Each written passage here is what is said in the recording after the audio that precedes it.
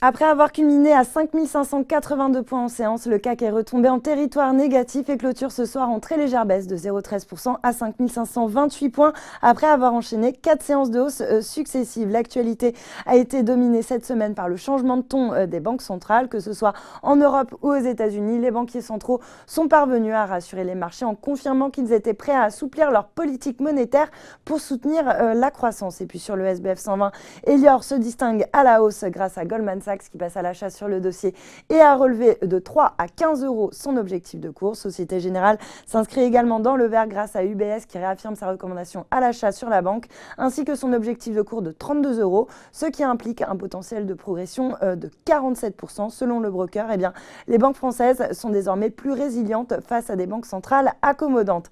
A l'inverse, Natixis poursuivait sa chute entamée la veille, plombée par des interrogations autour de la liquidité de certains actifs du fonds H2O Allegro, filiale de Natixis IM, accusations qui ont depuis été démenties par Natixis et le directeur général de H2O.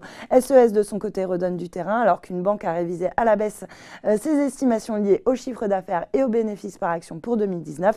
Sur le SRD, Monakea Technologies était recherché après avoir annoncé qu'ils avaient obtenu la prise en charge par l'assurance maladie d'une procédure médicale réalisée avec le Cellvizio. La biotech a aussi annoncé avoir conclu un accord de prêt d'un montant de 22,5 millions d'euros avec la Banque européenne d'investissement. A noter également que le secteur parapétrolier a profité de la remontée des cours du Brent qui s'est adjugé près de 6% sur la semaine à 65,50 $ le baril. Le secteur qui rebondit après que l'Iran ait abattu un drone militaire américain dans le détroit d'Ormuz, un point de passage stratégique où transite près de 30% de la production mondiale de pétrole. Et puis pour finir, un mot sur l'once d'or qui a profité du regain des tensions géopolitiques et des anticipations de baisse des taux pour faire une poussée vers 1400 $ l'once au plus haut depuis août 2014. Voilà, c'est tout pour ce soir, mais n'oubliez pas toute l'actu éco et finance est sur Boursorama. Bon week-end.